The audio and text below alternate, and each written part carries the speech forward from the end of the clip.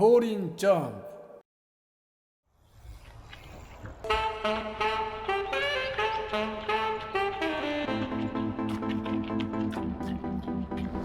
안녕하세요. 줄넘기 TV의 볼인 점프입니다.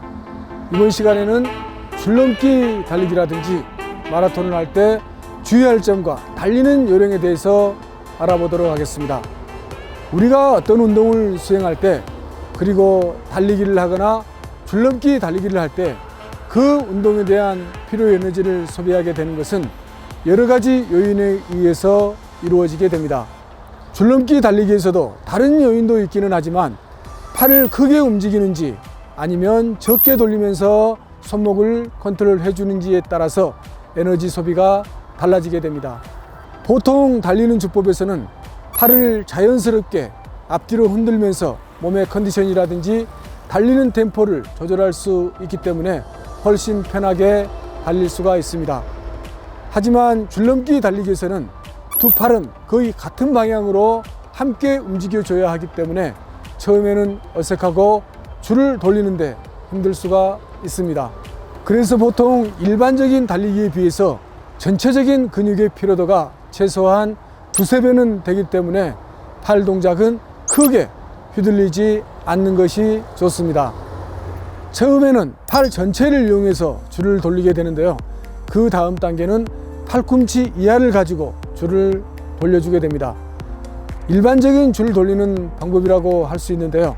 여기에서 좀 더 숙달이 되면 손잡이가 몸 가까이 와서 손목으로 컨트롤하면서 줄을 돌려주게 됩니다. 이렇게 하는 것이 가장 이상적인 팔 움직임이라고 할 수 있습니다. 에너지를 비축하고 오래 달리기 위해서는 달리는 주법이라든지 보폭도 굉장히 중요한데요. 줄이 돌아오는 속도에 맞추어 자연스럽게 발밑을 통과하게 만들어줘야 합니다. 보폭이 크고 너무 높으면 불필요한 에너지를 소비하게 됩니다. 그리고 너무 작으면 그만큼 전진하는 힘이 적고 줄을 넘고 달려야 하는 횟수가 증가하기 때문에 금방 힘들고 빨리 지치게 되겠죠. 줄넘기 달리기에서는 발의 보폭은 자신의 일반적인 달리기 보폭과 같이 편하게 하시면 됩니다.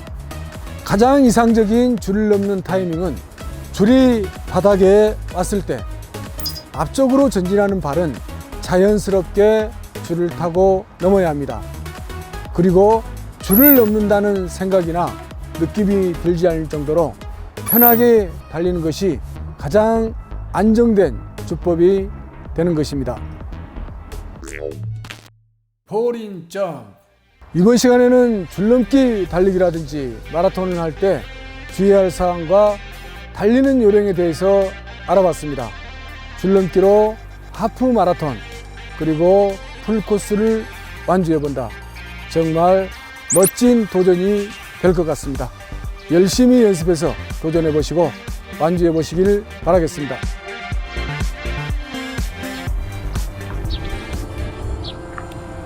아까 우리가 시작했던 그 장소가 몇 킬로 정도 되지? 한 4.2km 정도 온 것 같은데요. 아, 그래? 그럼 거기까지 한번 뛰어가 보지 뭐.